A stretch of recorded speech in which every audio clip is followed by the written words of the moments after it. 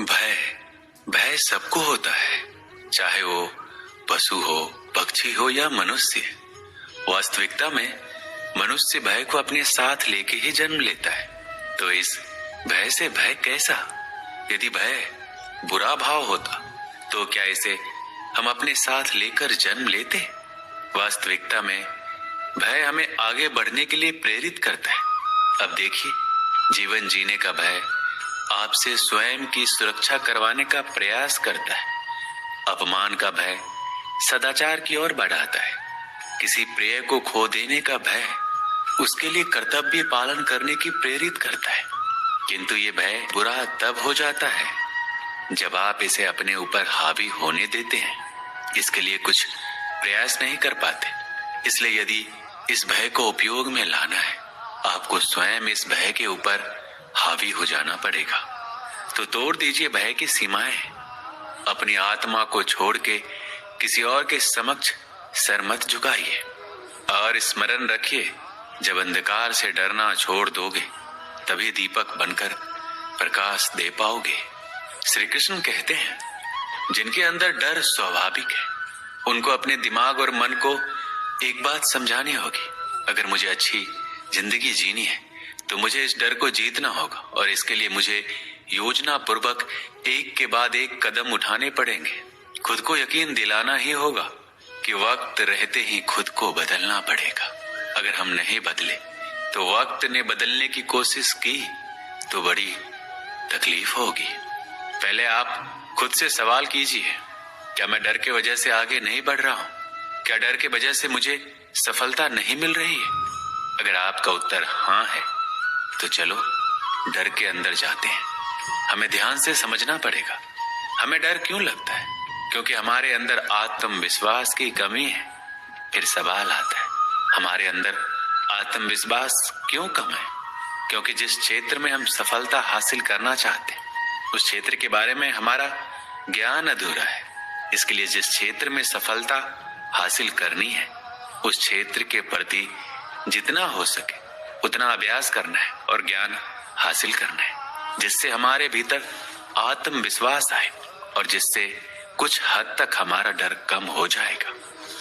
भगवान श्री कृष्ण कहते हैं, अगर किसी काम को हमें नहीं करना है तो हम बहाने देते हैं। काम में मन नहीं लगता इसलिए उस काम को बाद में करूंगा करके टाल देते हैं। कामों को आगे ढकेलने के लिए, काम नहीं करने के लिए, और जिस काम में मन नहीं लगता ऐसे सभी कामों के लिए हम जो कारण खोजते हैं उसे ही बहाना देना कहते हैं। बहुत सारे असफल लोग बहाने देते मिलेंगे लेकिन उनको पता ही नहीं है बहानों से उनका कितना बड़ा नुकसान हो रहा है। इसे ध्यान से समझना, जब हम दूसरों को बहाना देते हैं तो हम खुद को ही सफल होने से रोक रहे होते हैं। अपने दिमाग को अपने खुद की प्रगति पर काम करने से रोक रहे होते हैं। हम अपने दिमाग को निष्क्रिय बनाते हैं। हम दिमाग को ऐसा प्रशिक्षण देते हैं कि वो हमारे खिलाफ काम करे। जितना ज्यादा हम बहाना देंगे उतना ही हमारे मन को खुद के खिलाफ काम करने को मजबूर कर देते हैं। इसका परिणाम ये होगा कि आप अपने ही कामों से दूर भागोगे, जिम्मेदारी से दूर भागोगे, काम में मन नहीं लगेगा, जीवन में उत्साह कम होगा, जीवन में सही निर्णय लेने में देर हो जाएगी और फिर आप सोचेंगे कि ये सब मेरे साथ ही क्यों हो रहा है। ये सब आपके साथ इसलिए हो रहा है क्योंकि आपने ही बहाने दे देकर अपने मन और दिमाग को कुछ नहीं करने की आदत डाली है।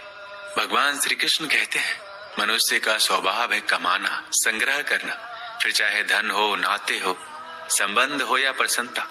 परंतु क्या आपने कभी सोचा है नियति ने ये संग्रह करने की प्रवृत्ति मनुष्य में क्यों डाली?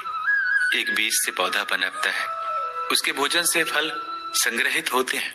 क्यों? इसलिए ताकि वृक्ष उसे स्वयं खा सके? नहीं, बल्कि इसलिए ताकि वो भूखे जीवों में बांटा जा सके। अब आप पूछेंगे कि इसमें वृक्ष का क्या लाभ है? क्योंकि जो बांटता है वो मिटता नहीं। जो फल ये जीव खाते हैं और उसके बीजों को वातावरण में बिखेर देते हैं, जिससे जन्म लेते हैं नए वृक्ष, उसकी जाति, उसका गुण, उसकी मिठास अमर हो जाती है।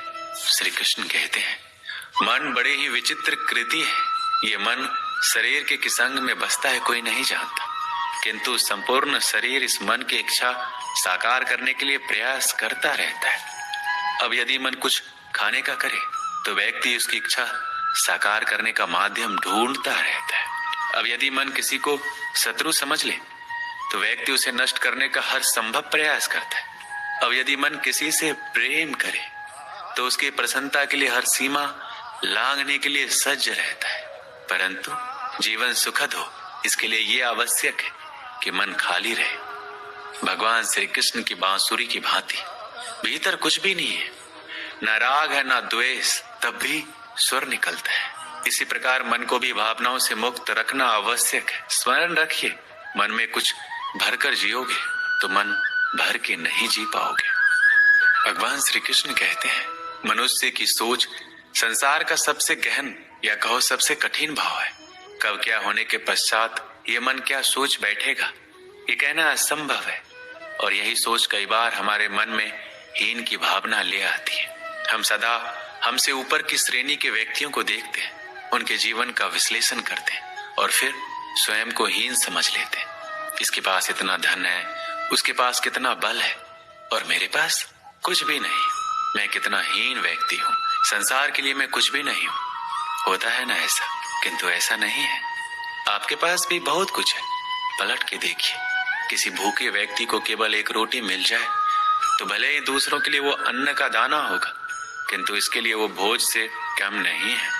इसलिए जब भी मन में हीन की भावना जागे, अपनों की ओर देखिए, उनकी ओर पलटिए, आपको विश्वास हो जाएगा कि भले आप ये मानते हैं कि संसार के लिए आप कुछ नहीं है, कुछ लोगों के लिए आप संपूर्ण संसार है।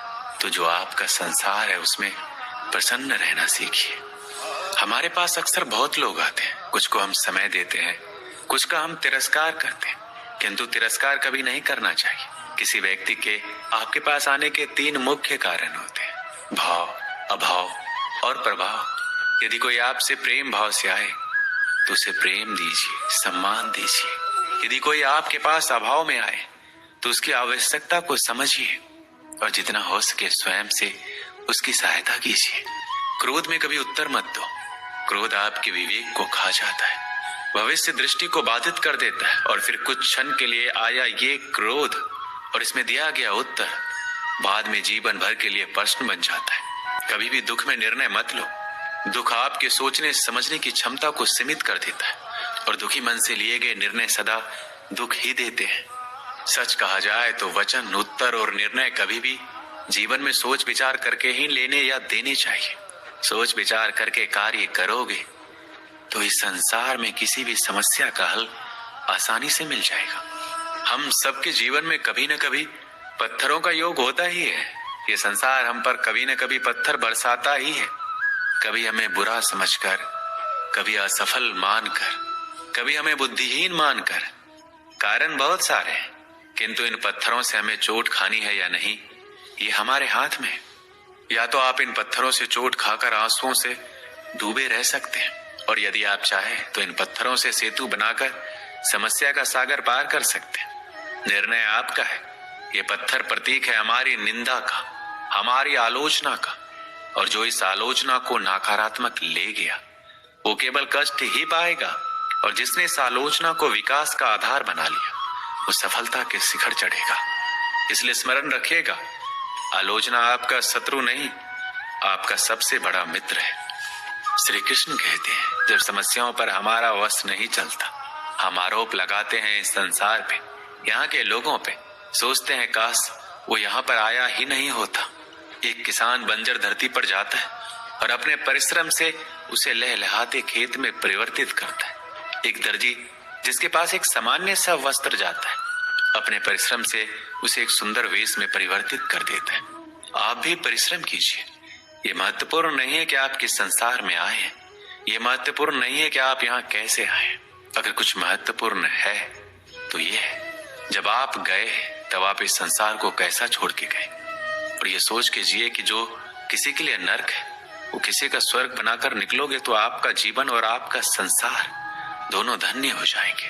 हम मनुष्य कितने ढीठ होते हैं, एक बार लक्ष्य पर दृष्टि साध ली तो उसे पाने के लिए जी जान लगा देते हैं, किंतु उस लक्ष्य को पाने की आतुरता में उस मार्ग का आनंद लेना ही भूल जाते हैं। स्वास्थ्य को दांव पर लगाते हैं धन कमाने के लिए और फिर वही धन गवा देते हैं स्वास्थ्य को पुनः सुधारने के लिए। इस वीडियो में बस इतना ही। मिलते हैं अगले वीडियो में। अपना ख्याल रखिएगा।